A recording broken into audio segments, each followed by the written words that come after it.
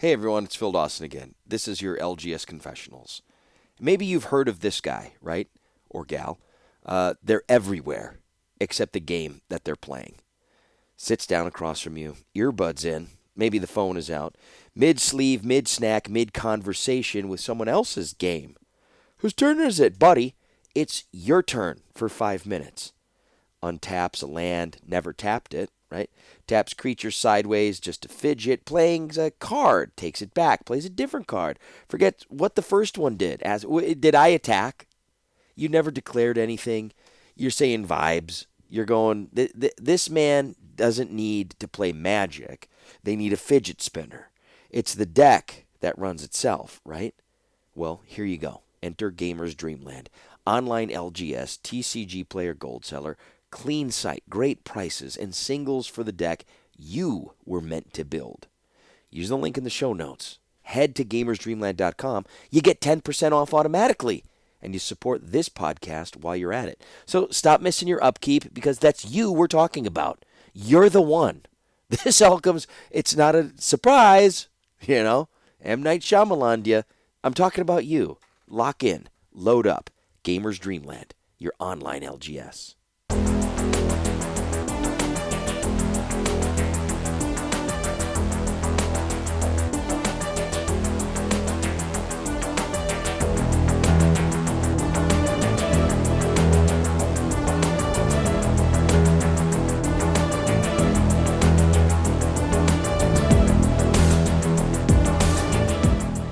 Chapter 19.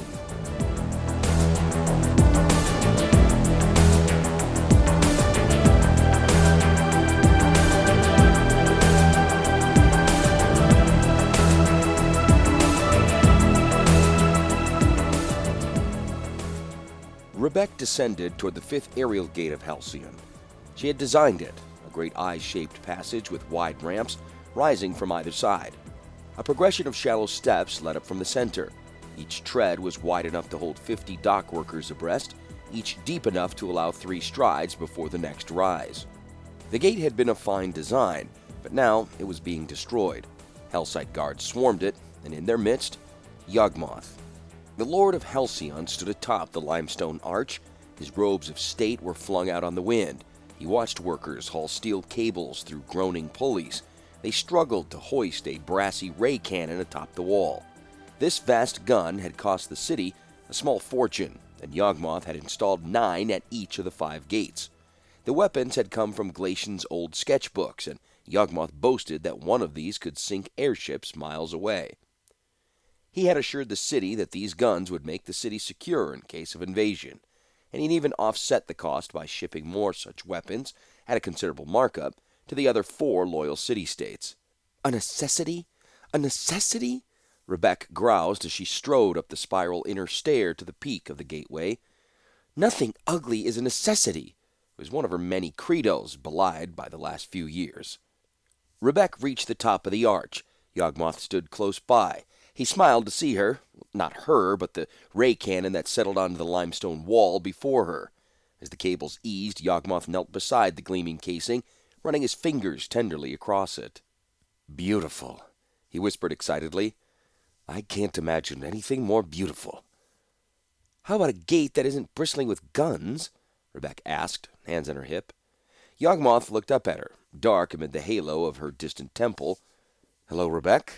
I can imagine one thing more beautiful than these. What's next? Catapults on the council dome? Flamethrowers on the temple?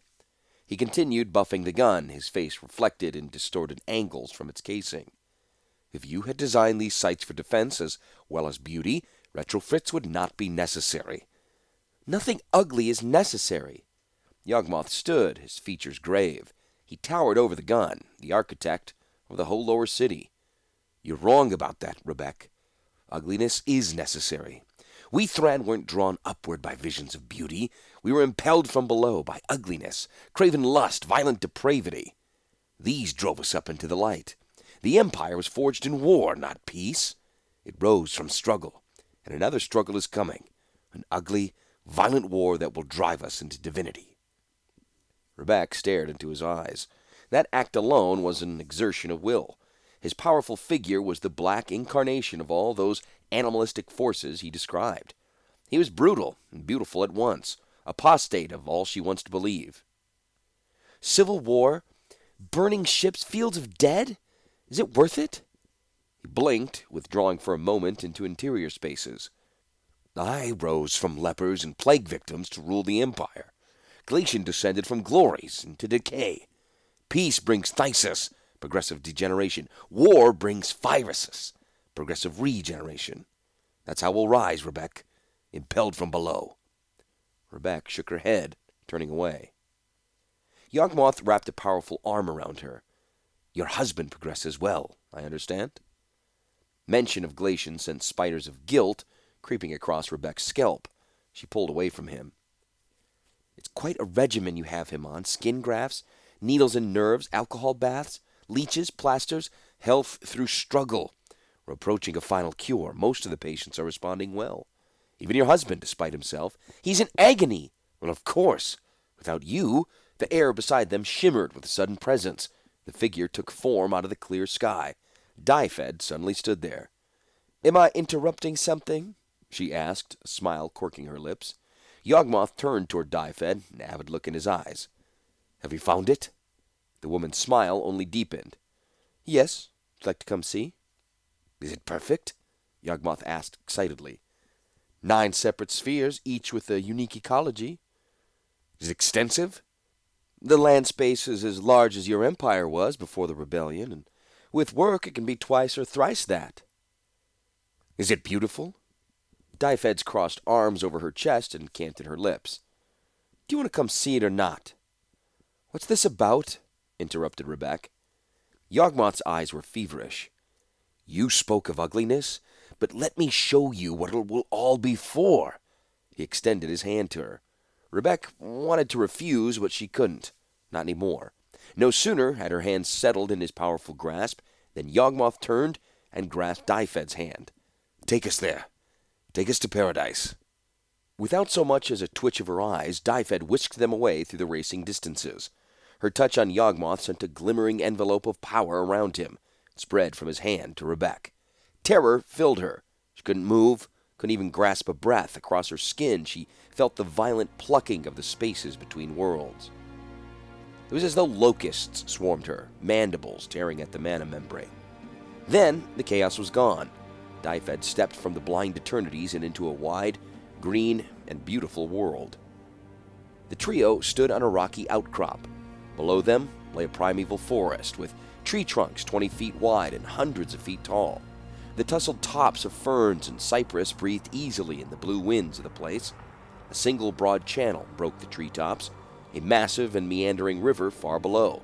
Water moved, smooth and black, beneath the thick canopy, here and there reflecting scraps of sunlight on the fronds.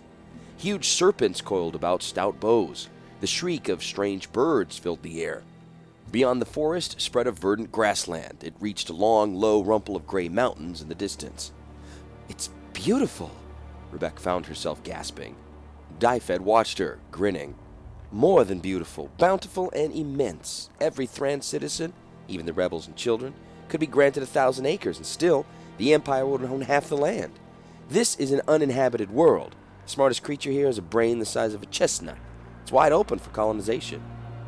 No war? No disease? Rebecca said. You've doubled the size of the Empire without a single death? Yawgmoth drew in a deep breath of fertile air. First, I will bring all of those with the phthisis here, away from Power Stones and their killing auras. He looked fondly at Rebecca and drew her toward him. I want you to design a new infirmary for that hillside, there, above the river, and just beyond the forest eaves. I want you to design a facility that will allow for our aggressive healing strategies, but also provide the patients sunlight, fresh air, beautiful views. She stared into his eyes as though into a sunrise. Oh, Yawgmoth, it would heal them, I know it would. Just to be out of that cave would heal them. To be far away from the Power Stones and to be out beneath the sun. I want the infirmary to do more than heal them. I want it to perfect them, Rebecca. I want it to strengthen them, cure them of mortality. Doubt darkened Rebecca's eyes. You want it to do what? A quizzical look filled his face. You're the one who created the architecture of ascension. You're the one who designed a temple that could be entered only by leaving the world. Yes, but all of that is about aspiring to divinity, being molded after its beauty and perfection, being shaped by it, but not becoming it. Can we truly make ourselves gods? Dyfed laughed. It's easily enough done. She strode toward the other two, gripped their hands, and then stepped from the rocky ridge where they had stood. The dimensions closed in and around them like a flower caught suddenly by nightfall. When it opened again, they stood in a very different place. Instead of a blue and overspreading sky, there was a lofty ceiling of graceful metal beams. Gigantic rivets and bolts in the fan vaulted formed regular constellations. Pillars many miles high connected the ceiling to the floor. At the base of these opened silvery smokestacks, though no soot issued from them. A mirror-bright floor stretched at their feet. It reflected the distant ceiling. This was a world of silver and steel without hint of tarnish or rust. Without sun or moon or stars, the metallic world was lit only by the infinitely reflected glow of the metal itself. Rebecca muttered, "What is this place? Where are we?" "This is the same world," Dyfed said, "but a different sphere. The first sphere, where we stood before, lies on the outside. This second sphere is nested in the first. These are what your poets of old called the foundations of the world." Rebecca pointed toward the ceiling. "The world we just left? It is up there?" Dyfed merely nodded. "These immense columns, the fan vaults above, they support the weight of the world?" gabbled Rebecca. "Yes," Dyfed said. Rebecca slumped, faint against Yawgmoth. He smiled brightly. "She's an architect. She knows the load equations, knows what it would take to construct a world like this." Rebecca whispered, "The foundations of the world?" "In more ways than one," Dyfed responded. "Not only do these columns uphold the world above, but this sphere of metal is the origin of everything you see above." Rebecca shook her head.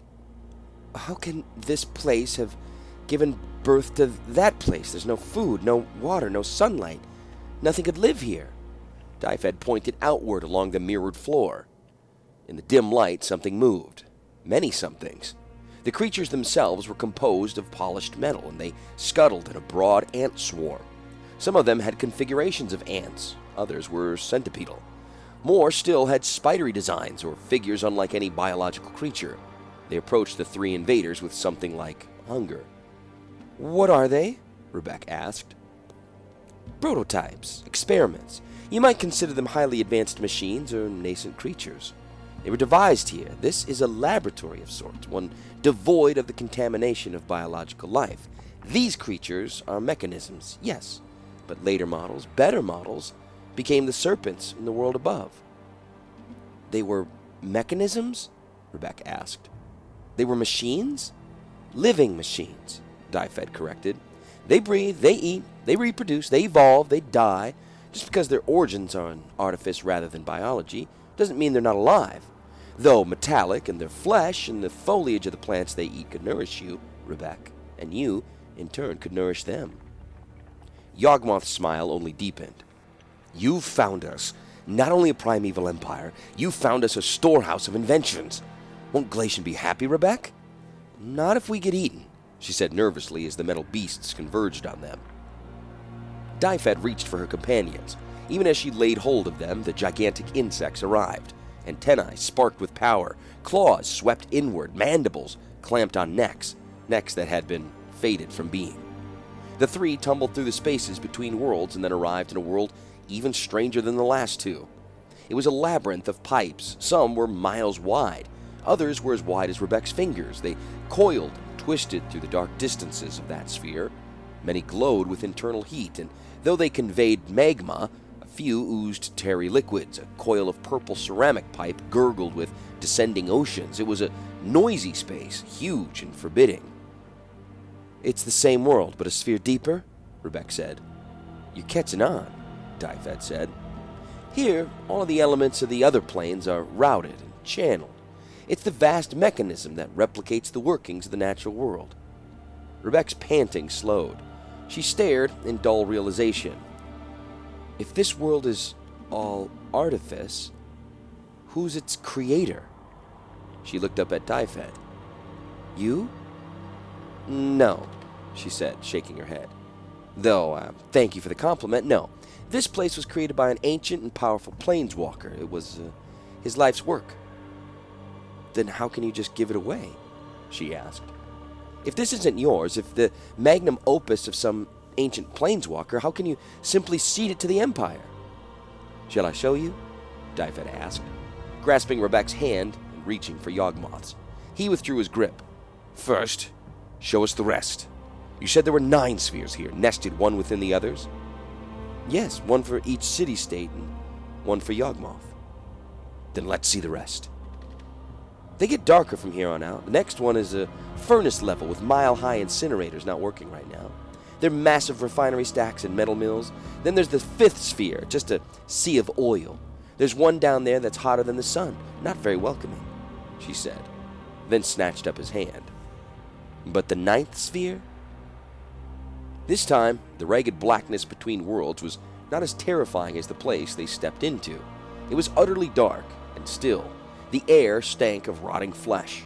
Even in the choking murk, Rebecca could sense that this sphere was very small, only as large as Yawgmoth's laboratory and the infirmary. With the soft ooze beneath her feet, she knew that most of the sphere was filled with the corpse of whatever had dwelt here. This is welcoming? Rebecca gasped out, clutching a hand over her mouth. Well, in a way, yes, Dyfed responded. The master of this place died a month ago.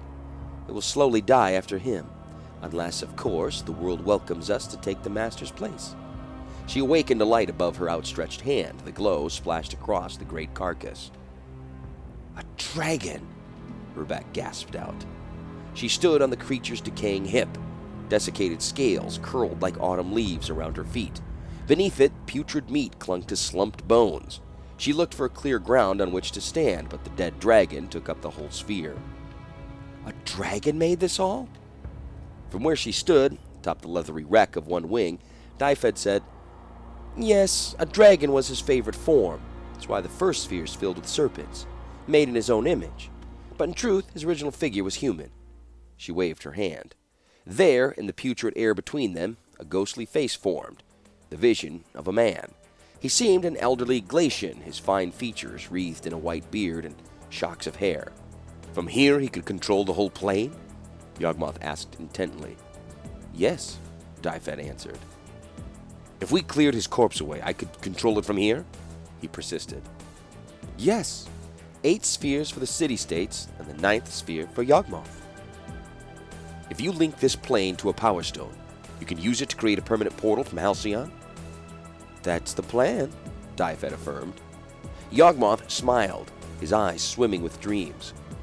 It will be a world of progressive generation, of viruses. It will be a world called Phyrexia.